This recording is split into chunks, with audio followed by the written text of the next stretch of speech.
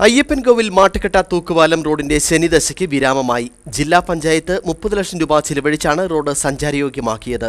എന്നാൽ റോഡിലെ ഐറിഷ് ഓട നിർമ്മിക്കുന്നതിൽ ഒരു സ്വകാര്യ വ്യക്തി തടസ്സം സൃഷ്ടിക്കുകയും ഈ ഭാഗം ഒഴിവാക്കിയുമാണ് നിർമ്മാണം പൂർത്തിയാക്കിയത് എന്നും ആരോപണം ഉയരുന്നു.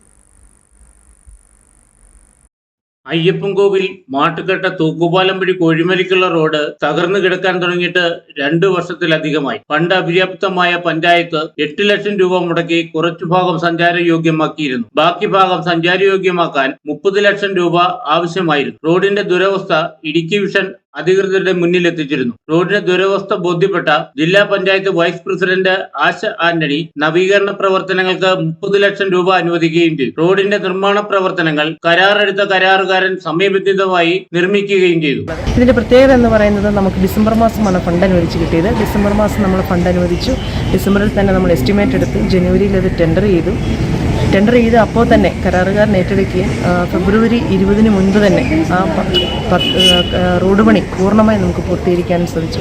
അയ്യപ്പൻകോവിൽ തൂക്കുപാലത്ത് ദിവസേന 100 കണക്കിന് സഞ്ചാരികളാണ് എത്തുന്നത്. സഞ്ചാരികളും നാട്ടുകാരും മാസങ്ങളായി ദുരിതയാത്രയാണ് നടത്തിയിരുന്നത്. റോഡിന്റെ ദുരവസ്ഥയ്ക്ക് പരിഹാരം കാണാൻ ഫണ്ട് അനുവദിക്കുകയും സഞ്ചാരയോഗ്യമാക്കാൻ സഹായിക്കുകയും ചെയ്ത ആശ ആന്റണിയെ പഞ്ചായത്ത് അംഗം സിജി പ്രദീപ് അഭിനന്ദിച്ചു.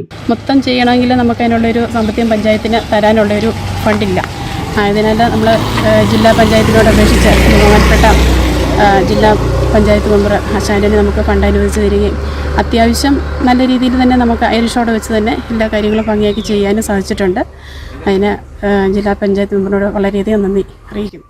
റോഡിന്റെ നിർമ്മാണ പ്രവർത്തനങ്ങൾ ആരംഭിച്ചപ്പോൾ മുതൽ വിവാദവും ഉടലെടുത്തു. തടസ്സങ്ങളെല്ലാം പഞ്ചായത്ത് ഭരണസമിതി ഇടപെട്ട് നീക്കിയെങ്കിലും ഒരു തടസ്സം മാത്രം നീക്കിയില്ല.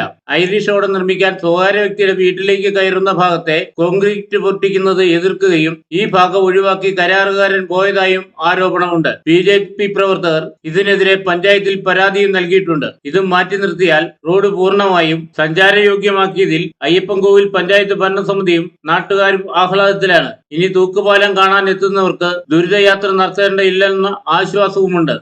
News bureau, Ayyappancoil.